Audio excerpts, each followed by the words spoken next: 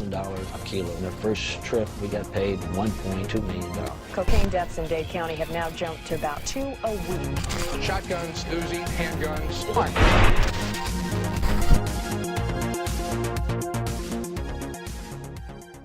Hotline Miami is a top-down 2D shooter brawler, made by Jonathan Soderstrom and Dennis Wedden.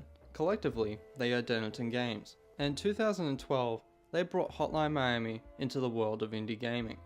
The game received critical and commercial success, due to the fact that this was much more than any ordinary retro pixel indie title. This was Hotline Miami, and the duo marked a time when intense split-second mechanics and a confronting disturbed narrative left you, the player, covered in blood with your hands shaking and still asking questions.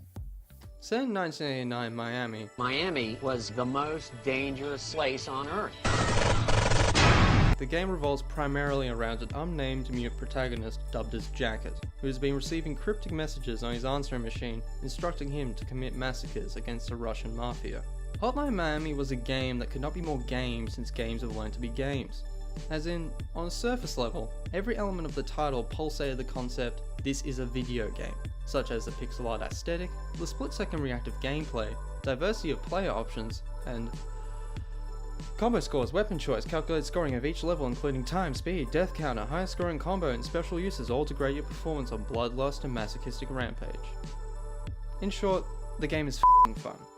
Hotline Miami's narrative drive, context, and culture itself was partly influenced by Nicholas Winding Refn's 2011 film, Drive, as well as the 2006 documentary, Cocaine Cowboys. This is why Miami is for you. Drive establishes influence for a narrative context, whereas Cocaine Cowboys establish influence for cultural and political context. From Drive, we see the driver, the masks, the silent protagonist, the bomber jacket, and ultimately, the archetype of Jacket's character. And in Cocaine Cowboys, we see the cultural context of the 1980s massacres due to in-gang warfare derived from Pablo Escobar's rising cocaine trade. The absurdist conventions of Hotline Miami begin immediately after the tutorial. You appear in a room with 3 masked figures, a rooster, a horse, and an owl, and they seem to know more about you and both reflect and foreshadow terrible things that have happened. They all do this by asking you questions that will reflect on your inevitable decisions in the game, and also reinforcing the disillusion of a consistent narrative.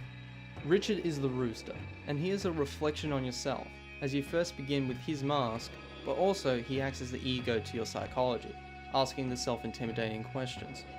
Don Juan is the horse, and she is a reflection of your girlfriend that you save within the game. She acts as a superego, and is compassionate with her words and attempts to enforce a sense of morality. And lastly, Rasmus the Owl is representative of the Russian mobsters that you're after, and acts as the id, as his dialogue is aggressive and confronting whilst compelling you to ensue chaos against them.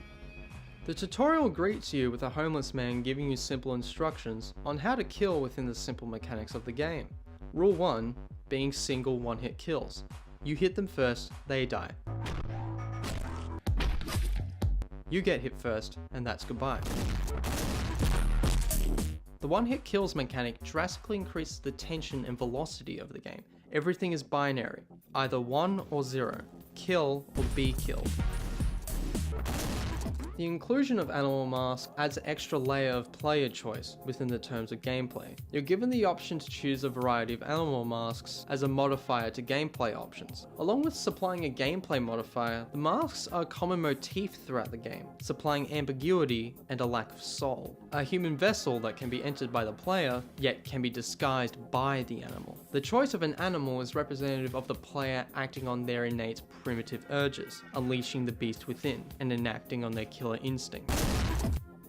In between the levels of Hotline Miami, there is a sort of cooldown period after your killing spree where you proceed to do mundane ordinate tasks, such as returning some videotapes, stopping off by the bar, and picking up some groceries. This allows for an observer's opinion on the previous events, as they are completely unaware of your devious actions. Yet the dialogue acts as a cryptic juxtaposition to your actions. These events attempt to humanize the player in a juxtaposed, absurdist sense. Throughout the later half of the narrative, these cooldown periods are invaded by the enemies of the core gameplay, with disfigured and demented appearances by these enemies. The game shows off living corpses outside the context of gameplay. A corpse makes sense within the context of the game's mechanics, but removed from its mechanics remains something to be questioned. What's more so off-putting is that these enemies are not treated as a threat or hostile, but rather as a character, never confirming their reality whether on an objective level or inside Jacket's mind. This is used to not only emphasize the absurd, but also as a reflection on your actions and the downfall of Jacket's sanity, whilst your sanity and perspective of what's real within the game becomes distorted, in tandem with Jacket's. Hotline Miami's art style is completely derived from pixel art, reminiscent of old NES classics. Pixel art reinforces the title's focus on the game being a game and no replication of real-life interaction. Bright saturated colors, pulsating neon, and vibrant blood spatter that accompanies the music and gameplay, syncing the three elements in a unified form. The intense gore that comes with Hotline Miami is displayed in the same pixel art format. Individual pixel segments of pink and purple amongst the blood-splattered corpse hint at the existence of exposed brain matter. And with this, the Kuleshov effect popularized by Hitchcock comes into play, in a sense. Not by the action of cutting, but by the utter lack of precise detail in the gruesome corpses. This lets you, the player, fill in the blanks of detail with your imagination, whereas in reality a few pixels becomes a disgusting and disturbing sight to behold, as your brain fills in the horrifying detail for you.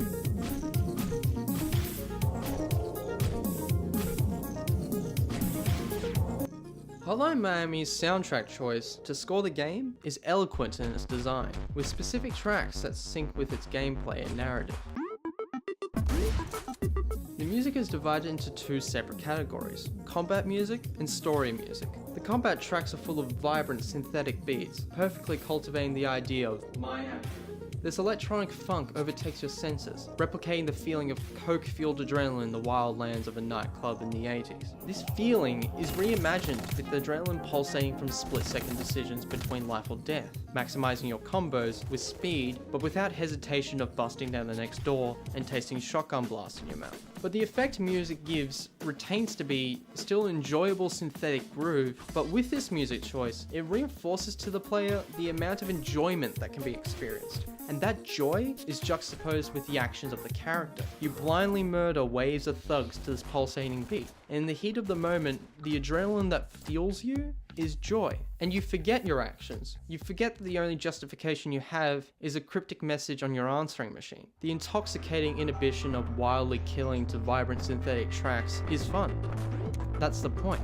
The scoring for the story music is an ominous, disturbing drone that subtly directs confrontation to your actions. The moment any level is finished, the vibrant track is immediately cut. You walk through the field of corpses and their mangled bodies that you decorated on the floor throughout your gameplay. This choice of score forcibly makes you consider your actions, and after all that fun in the heat of the moment, reality doesn't just set in, it kicks you in the face.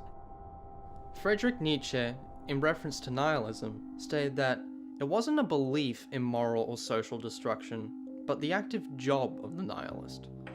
Why finds no answer. Hotline Miami's narrative is an exploration into nihilism, the belief that there is no values, no point, no loyalty, and that we all live with the impulse to destroy. The endless search for meaning is prompted to the player with multiple hallucinations and unanswered questions, taunting the player into seeking for an ultimate meaning, yet it's met with no real answer. At the end of the title, as Biker, you enter a sewer and you meet the two janitors that have been foreshadowed previously. You now know that these are the ones that have been leaving cryptic messages on your answering machine. There is a proposed dual outcome to this ending. Before entering the sewer, there's a computer taunting the player and is prompting you to enter a password, illuminating to the player that there's some true ending, a sense of finality and catharsis to be achieved. Without the password, the janitors propose questions in a dialogue tree, but inevitably they all lead to the same answer. Giving the illusion of choice further reinforces the meaninglessness of their answer. But furthermore, if you, the player, painstakingly search for all these tiny purple pixels throughout each level for hours, and finally reach that computer terminal and enter the password, The dialogue remains the same, just slightly altered, and Biker's last words to them are, "You've wasted enough of my time." This enforces the pointless quest for meaning. Each ending remains more of the same. It was more about the enjoyable synesthesia of gameplay and murder, and that destruction overshadowed meaning and motive. Hotline Miami as a whole is a focus on the visceral and violent gameplay mechanics, and an absurdist narrative throughline. With this, it becomes an exploration into nihilism through a focus on an adrenaline-inducing gameplay and a complete disregard of a cohesive narrative.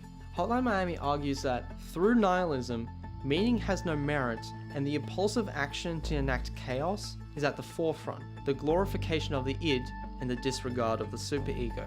This nihilistic viewpoint is supported by the enjoyability of the core destructive gameplay, whilst the focus is made on the absurdist themes as a means to disregard cohesion. And finally, how music, art style, and gameplay work in tandem to create synesthesia within the gameplay, driven by the adrenaline of fast-paced combat. Hotline Miami has no inherent meaning, no grandiose point. It pokes fun of the gratification stories have in contrivedly withholding information, taunting the player with the allure of answers and meaning when there is none.